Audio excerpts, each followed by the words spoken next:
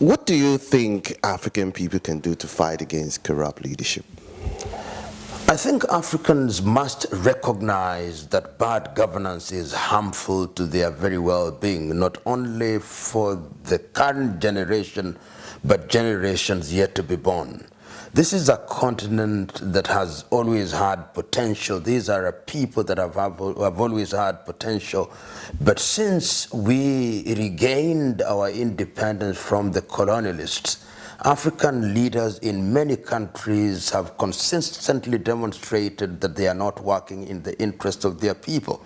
And that is sad, because many of the individuals who occupied positions of leadership are still beholden to the colonial masters. We see former French colonized nations, leaders who are beholden to Paris, those who are colonized by Portugal, beholden to Lisbon, those who are colonized by Belgium, beholden to Brussels, those colonized by the United Kingdom, beholden to London, and the single country that was colonized by Spain, Equatorial Guinea, beholden to Madrid. And this is tragic. Of course, currently, many African leaders are getting beholden to Beijing, and progressively the United States of America in Washington. The net effect is that the African agenda is being sacrificed to the detriment of the peoples. And we have examples which are live as I speak. The problems in the Cameroon, the problems in Togo, the problems in South Sudan, the problem in Central African Republic, in Mali, in Mauritania. And these are sad things. And the tragic thing is that the African Union appears to be helpless in this situation. Africa has been victimized by systems of government which we do not understand and which are not serving us well. And the time is now to wake up and to begin to find African solutions to African problems. Is it doable? Yes, it is. But we must wake up from our slumber, because those who are in positions of leadership are quite comfortable with the situation as it is. We must have something in the nature of an Arab Spring. The Arab streets woke up and they told their leaders, you are going to do that which is in our best interest. Unfortunately, some of the gains made after the Arab Spring have been clawed back. And that is a lesson for us, that if you regain your independence, you must remain eternally vigilant, because the forces of reaction are very persistent. So, Prof, you mentioned the African Union. Has the African Union become a toothless bulldog? In terms of, getting rid of corrupt and sit-tight leaders like the Zimbabwean leader, Mugabe. You know what is amazing about the African Union, which is the immediate success of the OAU, is that it's beginning to let Africa down. I was amazed about a month ago when Zimbabwean president, whom I respected in his early days as a freedom fighter and as a man of vision and intellect, when he went to the African Union and made a donation of $1 million, and the African Union accepted it, in a situation where the people in Zimbabwe are suffering, where there is almost 80 to 90% unemployment. And the reason why the African Union has become, as you rightly say, a toothless bulldog is because there are no leaders who are true crusaders for the agenda of the African Union in the manner that we had in the early days, when we had Nkrumah, when we had Nyerere, when we had Haile Selassie, when we had Gamal Abdel Nasser. Today, in a very perverted concept of non-interference in the affairs of other nations, and in a perverted understanding of the idea of sovereignty, people are not their brothers and sisters' keepers, so that we know that there is a festering wound in South Sudan, and we are doing nothing about it. We know there is a festering wound in the Cameroons, and we are doing nothing about it.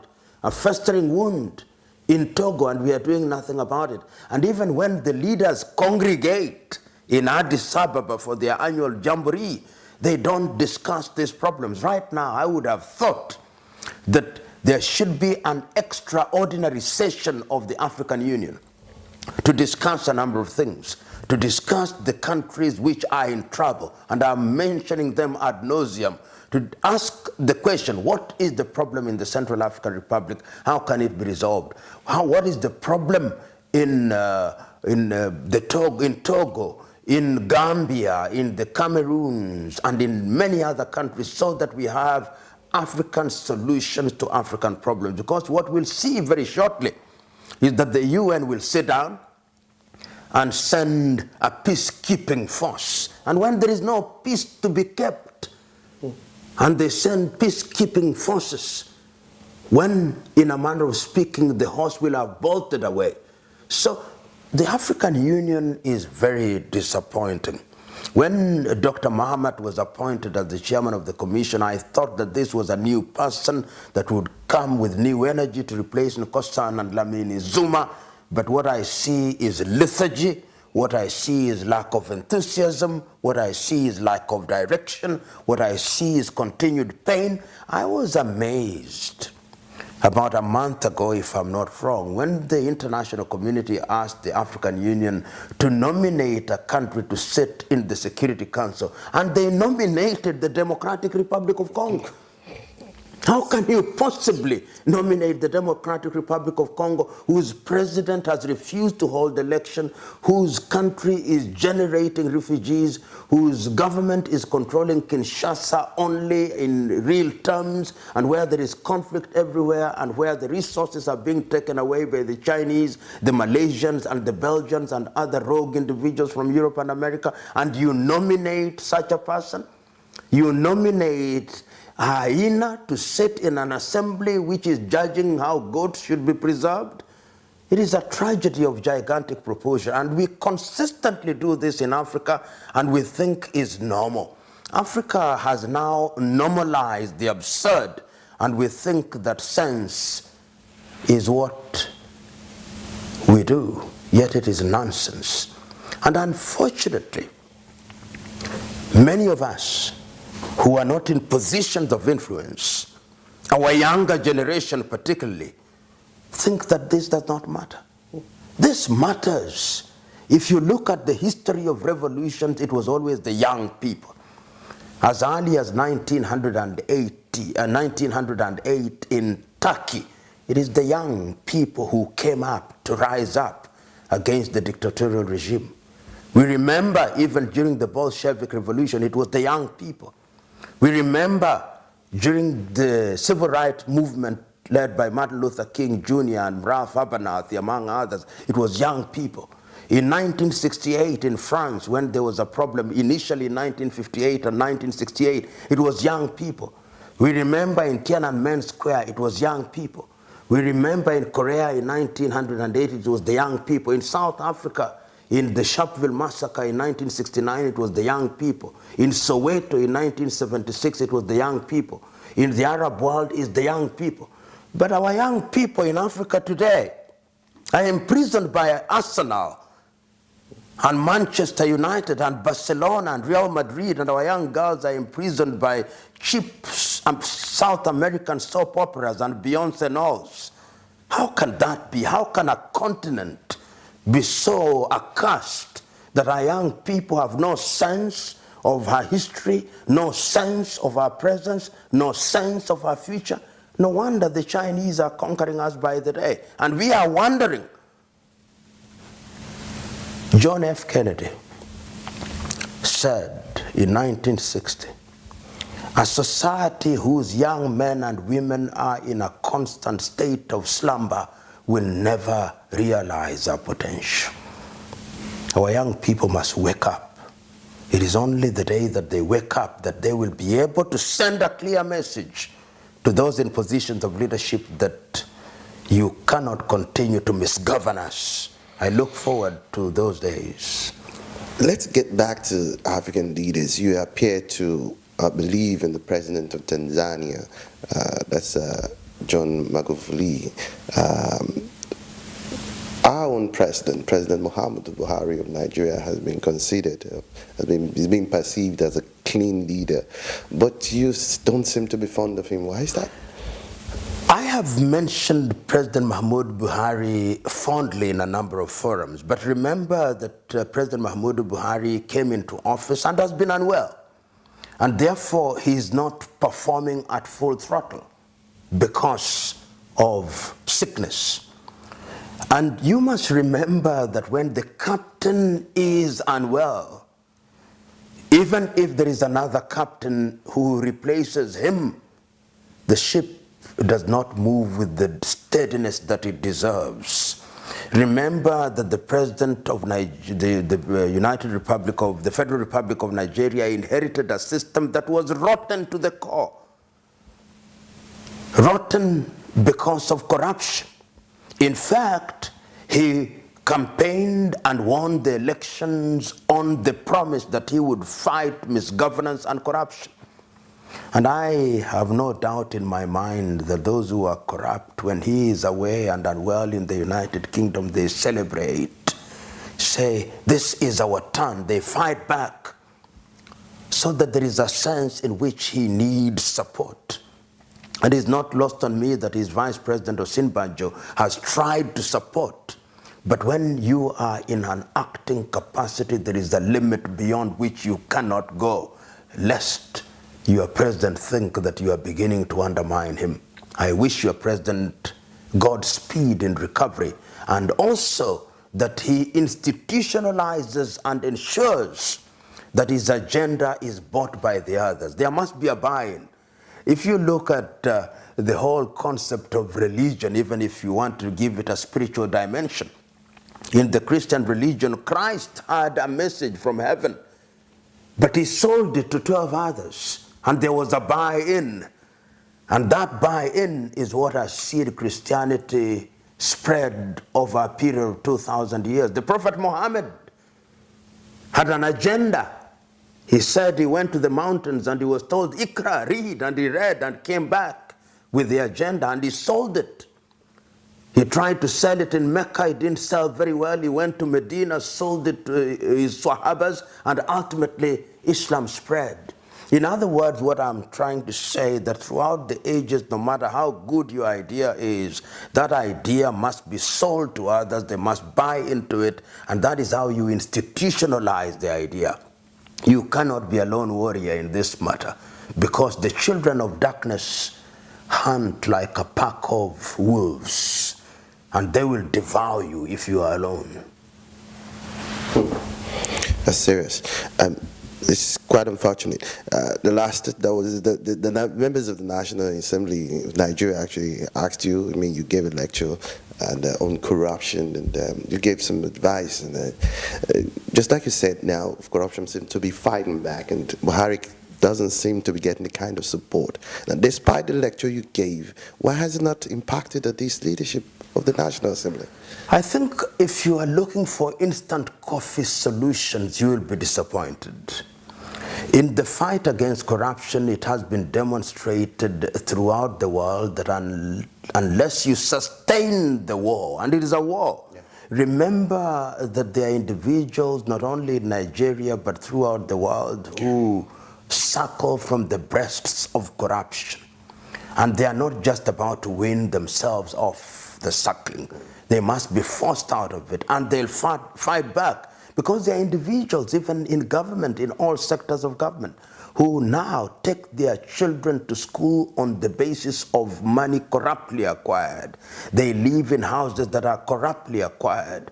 They do everything on the basis of things that are acquired through corruption. So when you want to stop it, they are going to kill you.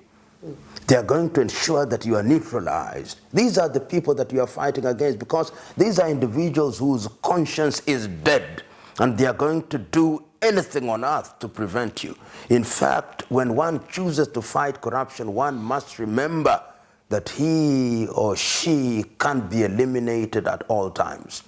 And what President Buhari, and indeed any other president in the world, must do is to recruit the population. If the population has been wedded to the idea that corruption is a bad thing, then that is the beginning of the success of that battle. When I see, for example, your former Minister for Petroleum being investigated in the United Kingdom without being a sadist, I'm very happy. Because if you look at the wealth that he is alleged to have accumulated, that is unexplained wealth. Even if he lived for she lived for 1,000 years, she would never make that kind of money. James Seabury, who was prosecuted, convicted, and served sentence in the United Kingdom. What lacks in Africa is punishment. Impunity is alive and well in Africa. And we, the electorate, as I say, times without number, are in the business of celebrating thieves. We must stop. Yesterday, Barrister Farana said it very well, that we camouflage theft by giving them nice English names: money laundering, fraud, embezzlement, and all those veneers that make them look as if it is some kind of nice game. Let us call these men and women by the right name. They are thieves, stealing on an industrial scale. They are murderers. And once we begin to call them like that, and they have a mark of Cain upon their forehead, and we shun them. Has it been done in African countries? Yes, it has been done. And I keep on repeating, in countries such as Tanzania, they are being dealt with. In Rwanda, they are being dealt with. In Mauritius, they are being dealt with. In Botswana, they are being dealt with. Once you begin to deal with them, then the others who may want to behave like them will begin to take the cue. We must, in the nature of things, earn what we earn through the sweat of our brow. That is the only way in which Africa will realize their potential. Many of these individuals who are in positions of leadership in Africa don't want to leave because they are thieves. And they are scared. They are scared that if they left office, they would be prosecuted. And my view is that they should be prosecuted. You know, individuals such as Hissène Habré, who we know what he did, was it in Chad, are a good example to the leadership that impunity will not thrive. Because I've been talking to a friend of mine from the Cameroons who tells me what is happening in their country right now. And other African countries are blind to it. It doesn't even occupy the headlines of the neighboring newspapers of the country's neighbors' newspapers. Yet the Cameroon now should be in the same position as we see the conflict in Catalan in Spain. Yet we are attacking it in page 13 in newspapers in Nigeria, in Liberia, and other countries. The time has come that Africa must learn and realize that the world is not bothered about Africa. The world is only bothered about Africa when they want to take the resources of Africa. Then they bother. They want oil, they bother. And I'm using the word bother in a very deliberate fashion, not in the traditional orthodox fashion. They bother when they want to take our timber. They bother when they want to take our bauxite, when they want to take our coke, when they want to take our uranium. But they don't bother about us. They come to our continent without disrespecting the elephant, and they want to preserve the elephant so that they can come and watch the elephant, but they don't care if 100 Africans die. They want to preserve our monkeys. They want to preserve our leopards and our other animals, but they don't care about us. To them, Africa is a zoo of sorts. And until the day that we Africans realize that we are on our own, we are going nowhere. And very soon they are going to shut us out, if they have not shut us out already. We'll not go to the United States of America, we'll not go to Europe, and I'm happy that we are being forced to stay in Africa. Let us stay in Africa and build Africa. I mean, what does Africa lack in terms of resources? What do we lack? If it is solar energy, which continent is capable of producing solar energy to light this continent and the entire earth? If it is hydroelectricity, what can we not generate? If it is minerals, if we wanted to make bombs, if we should, where do they get their uranium from? If it is timber, what don't we have? If it is human resources, we are 2 billion of us. And we are people who have intelligence. And yet we are kept in a constant state of conflict. The Europeans, the French persuading their former colonies that they are more French than they are Yoruba. They are more French than they are Wolofs and Mandinkas. The British persuading us that we are more British than we are Ibibio or Yoruba.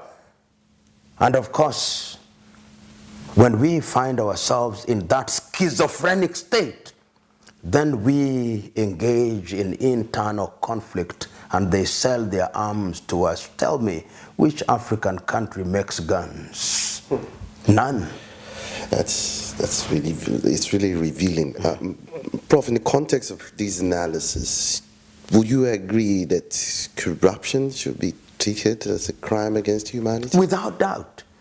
And I've always said, and I think that this, sometimes you've got to raise things to the level of the absurd.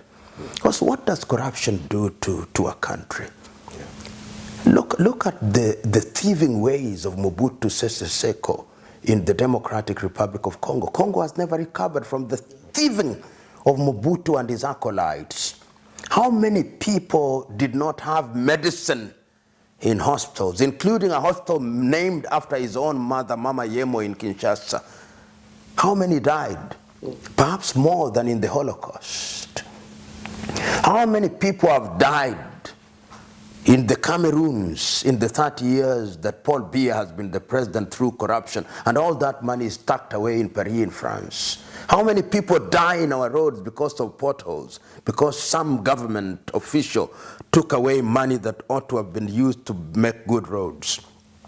So this is a crime against humanity, for which punishment should be the ultimate punishment. And in China, they do exactly that. They come to this part of the world, they corrupt our leaders, but if you are corrupt in China, they'll deal with you firmly, swiftly, and take away your life, so that you are no longer a danger to society.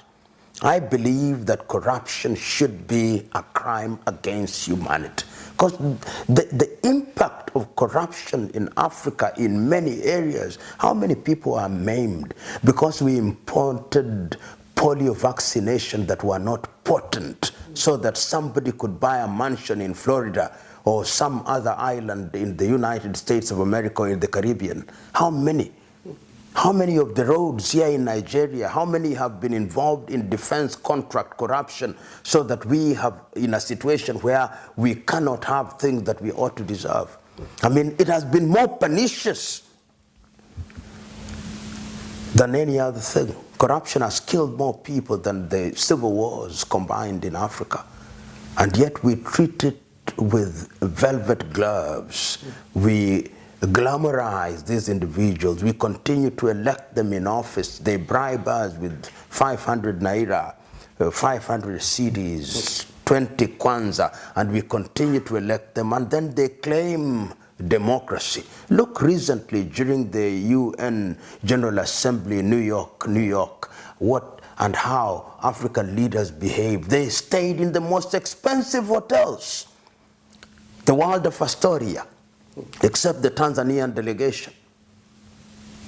And yet, in their homes, people don't have potable water to drink. Yet, in their homes, there is no medicine in hospitals. You know, sometimes in an interview setting such as this, we appear to be intellectualizing about it, to be philosophizing about it.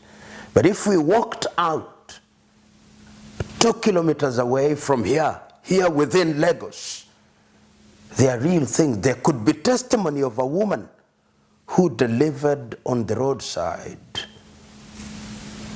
because there was no health facility. There are real issues in Africa, very real. Perhaps sometimes we should take these interviews there so that they are testimonies. Great. You've given passionate speeches about corruption across the African continent. has there been reprisal from corrupt African leaders targeted at you? Of course, there are times when I've made speeches and I'm told, were you as national of this country would have arrested you immediately.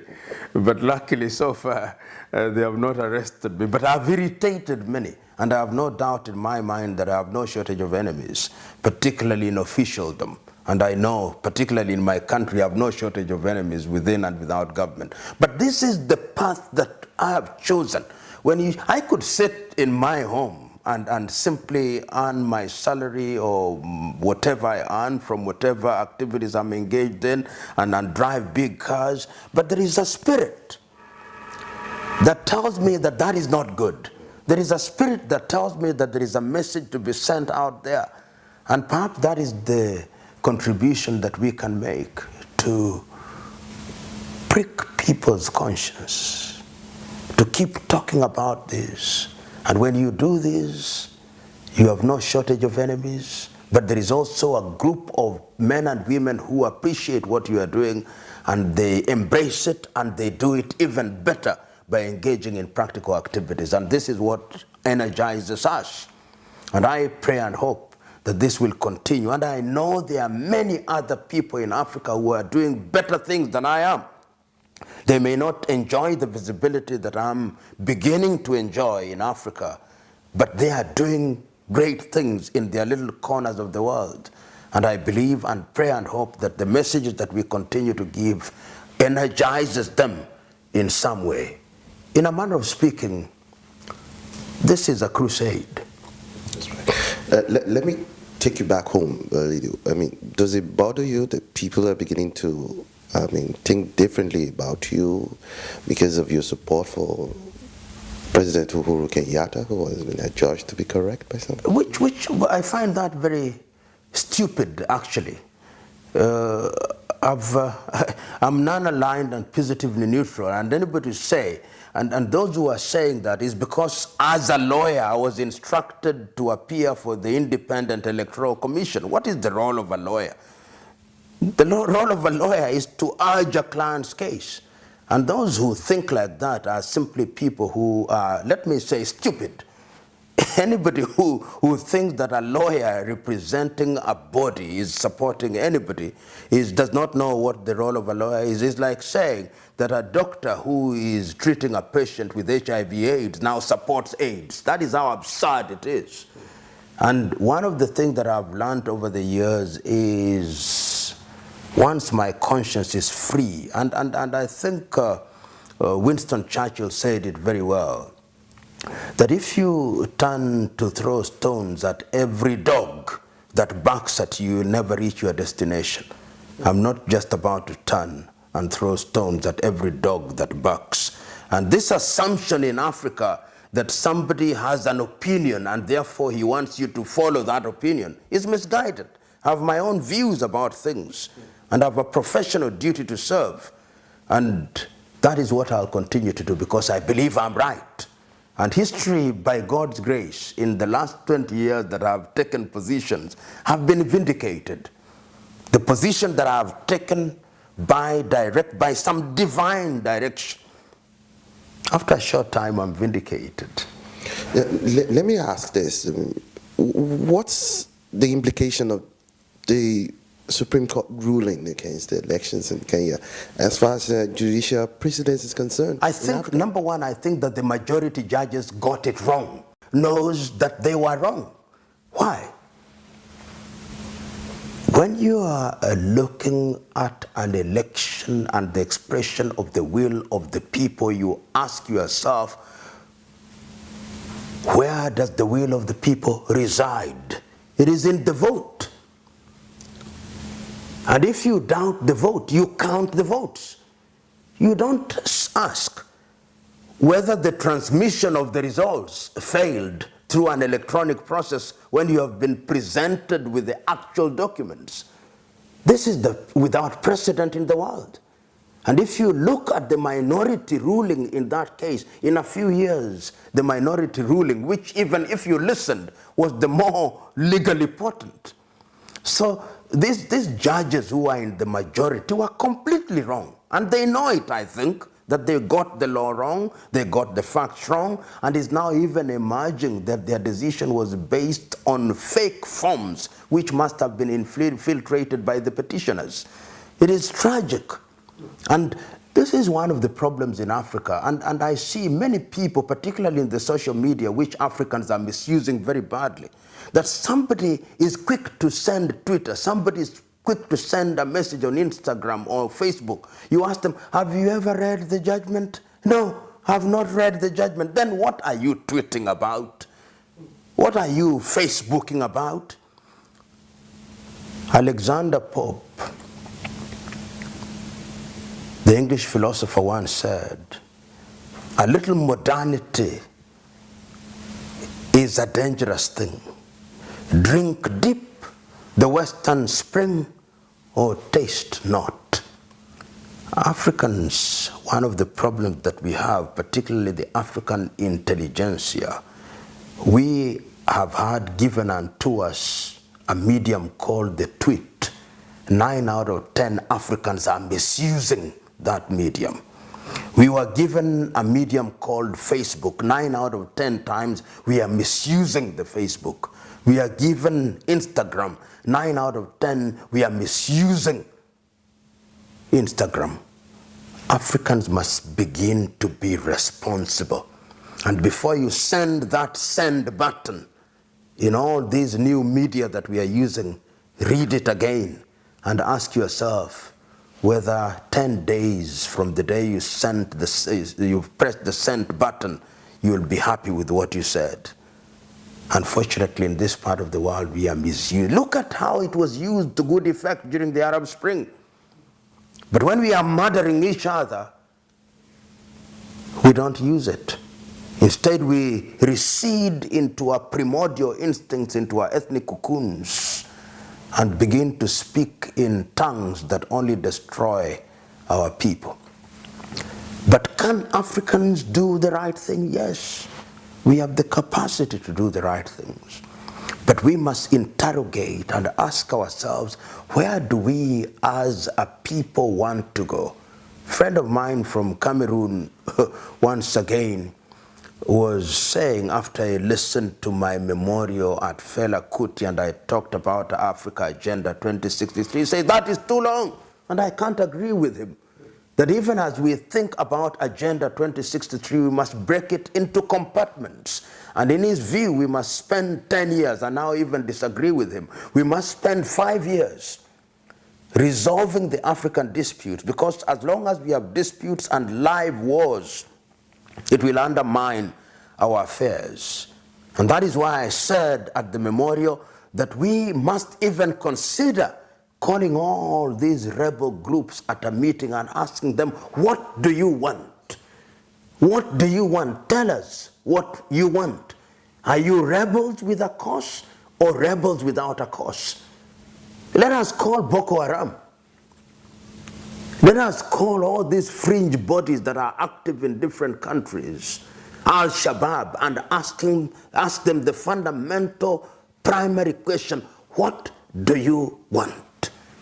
Tell us. Once we know what you want, then we can move in the next direction of resolving it for the best interests of all the countries of Africa. These are hard choices, but history has demonstrated that that is the way to be done. As a high school student, I remember we used to hear about an urban guerrilla movement in West Germany called the Red Brigades. They resolved the problem through negotiation. The Irish Republican Army in the United Kingdom, through negotiation. The Basque rebellion in Spain, through negotiation. The Sandinistas, Sendero Luminoso in Latin America, through negotiations. That is what we must do. We can no longer afford the luxury of saying that there are certain things that are not negotiable. My own view is that everything must be negotiated in order to preserve our nation. Otherwise, we'll be in a constant state of conflict, and conflicts acquire a life of their own until the combatants forget what it is that they are fighting about. They're just engaged in combat. One question people ask about strong advocates like yourself is this: why didn't you run for office to give life to your ideals? Why is Professor Patrice Lumumba that is the question that I running for was president of asked. Kenya? No, I ran in 2007 for a parliamentary seat, and I said before I ran, I was asked the same question. And I ran one of the most efficient campaigns, in my view. I held within a constituency 250 meetings, town hall meetings, where I was interrogating the people. I gave nobody a single cent. My friends raised for me 3 million shillings. I spent 1.5, donated the balance to charity. But I told the people that the electorate does not respond to ideas. The person who won in the constituency where I was never campaigned, but the night before he was distributing money to everybody. What stimulates the African electorate is instant solutions. The 500 naira that he or she is going to use to buy gari or to buy maize meal in my country. That is the problem. African electorate on average does not respond to ideas. That is what we must do. The African electorate, once we have re-engineered our governance, must ask themselves, what do they want? And you've seen consistently in almost in every other country in Africa, those who acquired power through the ballot are not our best men and women. They are our most corrupt men and women, invariably. Even the leaders we now praise initially could never have been elected. Yoweri Kaguta Museveni in Uganda, when he contested in 1980s, failed. He came back through a guerrilla movement, succeeded. Now the Ugandans saw this man is good. Paul Kagame rescued the Rwandese. Now they think and know he's good. Meles Zenawi in Ethiopia. The African electorate must liberate themselves. Wole Soyinka, who is in Nigerian, how many times has he tried to run for office? Did he not run for the presidency? At one time here in Nigeria, did the Nigerians elect him?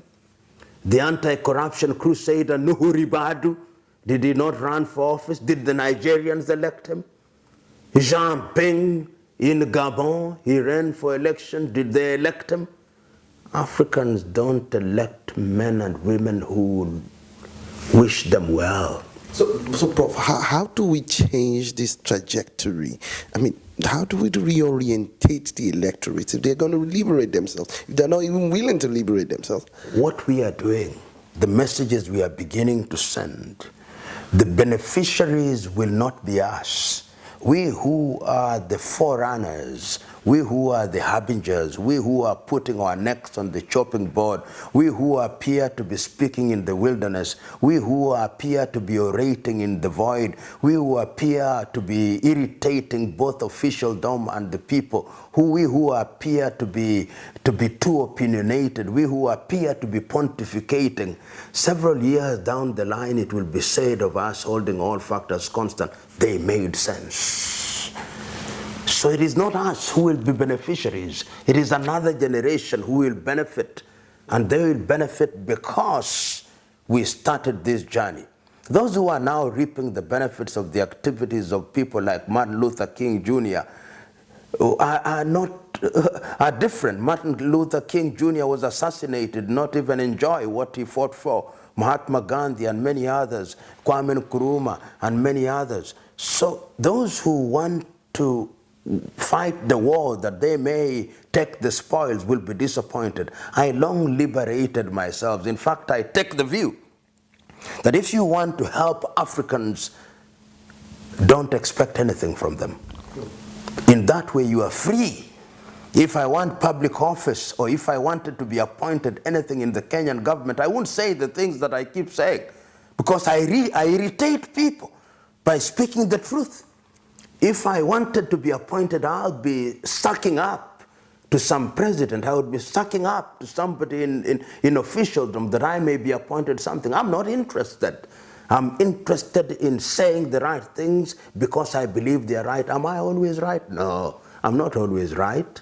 Sometimes I make many mistakes, many fundamental mistakes, but when it's pointed out to me, I'm quick to apologize. Prof, there are lots of questions our viewers will really love to ask, but I'm just going to take one from our Twitter handle. What is your opinion on the Nigerian Senate rejection of Ibrahim Magu, the acting chairman of EFCC, as the substantive chair of the agency, having been a victim of parliamentary opposition yourself? You know, one of these things is, first of all, I do not know him very well, but I want to believe that he's a man of integrity. And if he's a man of integrity, I do not have sufficient information to either support or to castigate the decision that has been taken. But my only hope is that his rejection is based on clear reasons, and that those reasons are reasons of integrity.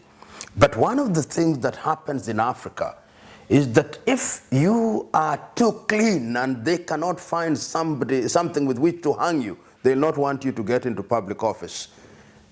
The typical African politician always desires to have somebody who has some skeleton in their closet, so that if you want to go too far in your investigation, they are able to say, please remember that there is a problem here which we can always fall back on. But if you are a man who is as clean as a whistle, then they are very uncomfortable with you. If you slip through their fingers, they'll find something else to remove you from office within a very short time. So you must be one of their own. As the saying goes, when you want to sup with the devils, you must use long spoons. Perhaps his spoon was not long enough. Indeed. On a lighter note, Prof, we saw you putting on the British wig recently during your appearance in court in Kenya for Kenyatta.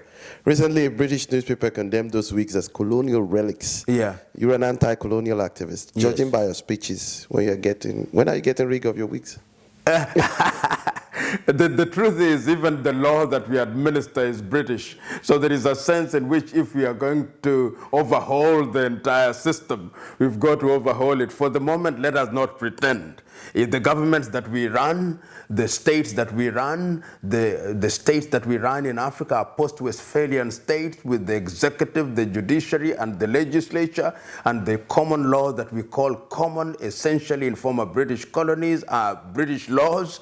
And for that reason, when you want to eat a pig, eat a fat one. If I'm going into a court that has a particular dress code, I dress according to that code. Let us not pretend. This idea that we are pretending that there is a story by Chinua Achebe in one of his books about a man called Dimarangana, who, according to his religion, it was a taboo to use a knife to slaughter a dog, but he was prepared to use his teeth. There is a sense in which I see a lot of pretense. My own view is that wigs are innocent.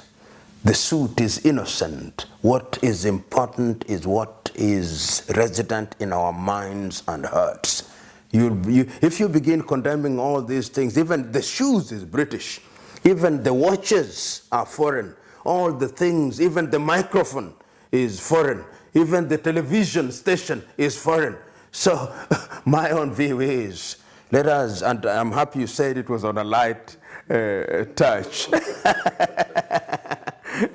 So, Prof, on a final note, what will be your advice for breathing in hygiene into the African polity?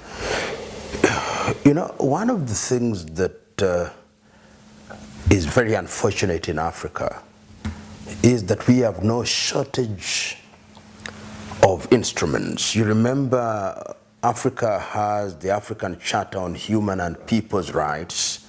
We even have a protocol on democratic governance in Africa, both regionally in ECOWAS and in SADC and in East African Community, and we have all these things. But I think that it must be a resolve by African peoples and African leaders that we are moving in a particular direction. And there must be leadership about it. This is why I was very happy, for example, when President Thabo Mbeki of South Africa came up with what was then referred to as African Renaissance.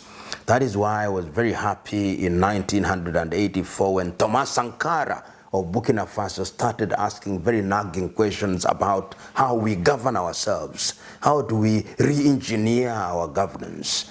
This is why I was very happy when President Yoweri Museveni in 1986-87, in his first 10 years in office, was talking about, let us look at how we govern ourselves. And at that time, President Museveni said, do we need political parties? He posed the question. Is the thing called political party known to African governance system? And he came up with something called the movement system. Of course, Western government then told him that democracy equals to multi-party politics. How do we reintroduce or introduce hygiene in our politics? Is to interrogate governance systems in Africa. That to me is the next debate. The next debate is that African Union must engage in interrogating the so-called governance systems. Are they compatible with our ideals? In a continent where people think that one of their own must be the president, what systems can we have? Is it going to be easy? No, it is not going to be easy. So we must work at the leadership and also work at the electorate. Civic education. Sometimes we don't talk about it as we should, and people think that civic education are these periodic engagements that we have with the electorate and tell them that corruption is bad. They know corruption is bad. They know that electing people on the basis of their ethnicity or religion is a bad thing. What must we do? To engage constructively at every level. We use our institutions of governance, even traditional institutions. Particularly here in West Africa, you have very strong institutions of traditional governance. In Nigeria, in Ghana, in Sierra Leone, and other places. How can we use all those in order to change people's minds? My ideas on how this is to be done are still in a state of formation. But I have no doubt in my mind that one of the things that we must do is to exorcise the ghost of corruption, the ghost of negative ethnicity, the ghost of hatred, the ghost of selfishness, the ghost of megalomania, the ghost of kleptomania, the ghost of stupidity, the ghost of ignorance, the ghost of condemnation without thought, the ghost of misusing Twitter and Instagram, the ghost of misusing Facebook, the ghost of being too opinionated, the ghost of castigating things simply because you don't like them, the ghost of wanting to be rich without work, the ghost of being judgmental without understanding. Once we have eliminated all those ghosts which are now resident in our hearts and minds, we can now embrace the spirit of Africanness, embrace the spirit of love, embrace the spirit of togetherness, embrace the spirit of political hygiene, embrace the spirit of economic prosperity, and embrace the spirit of self-esteem. And once we have this spirit resident in our minds and hearts, Africa will sit at the dinner table of human civilization as a respected diner, not as a waiter.